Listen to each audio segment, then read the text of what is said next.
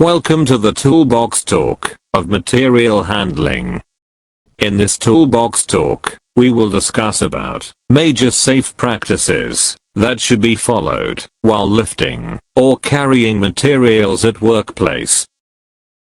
There's hardly a workplace that doesn't handle or store materials.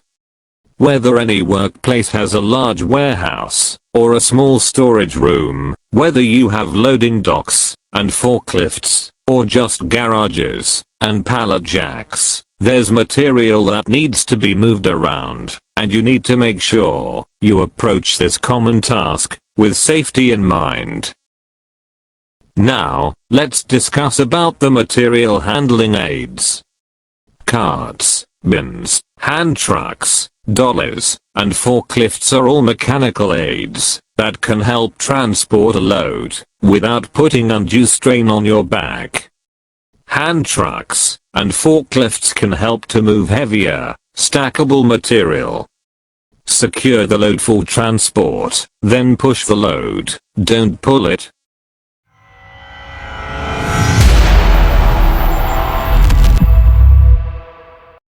We will see the importance of material handling. Reuse of materials reduces the requirement for new materials. Reuse of materials reduces not only the cost of replacing materials, but also the disposal cost of those that are damaged.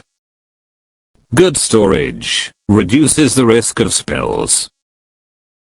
Now, we will discuss proper lifting and carrying methods to protect yourself while handling materials. Study your load to determine its shape and size. Get help if it's too much to handle yourself. For large or awkward loads, use a team lift or a mechanical device. Stand with your feet about shoulder width apart to lift the object. Bend your knees, keep your back straight, grasp the item, and raise it slowly. Plan your route and rest stops ahead of time. Before you pick it up, know where you'll put it down. Make sure you can see over the top of the item. To change direction, turn your feet. Do not twist your body. Set the load down by keeping your back straight and the load close to your body. Bend your knees and move slowly and smoothly.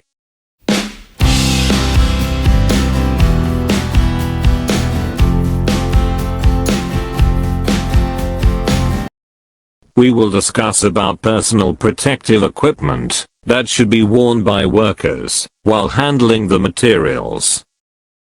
Workers should use appropriate protective equipment as necessary to help reduce potential accidents. For loads with sharp or rough edges, wear gloves or other hand and forearm protection. To avoid injuries to the eyes, wear safety glasses. When the loads are heavy or bulky, the mover should also wear steel-toed safety boots to prevent foot injuries if the worker accidentally drops a load. Now, let's discuss major safe practices that should be followed while handling the materials. Ensure that floors can handle the storage loads. Keep materials 6 feet away from open floors or landings, and 10 feet away from the exterior of the building. Keep all aisles and passageways clear. Do not store non-compatible materials together. For example, gas containers and bulk lumber do not mix. By keeping the following do's in mind, you can be safe and secured. Avoid double handling as much as possible. Less effort, less damage, less waste. Supervise the delivery of materials to ensure correct location and method of storage. Check that a material is fully used before starting a new batch. Use offcuts where possible. Return to storage any materials that have not been used at the end of the day. Reuse form work as often as practically possible. Pick up litter. We will discuss some points that should be avoided while handling the materials. Do not place materials in areas where they can be damaged by vehicle and plant movements.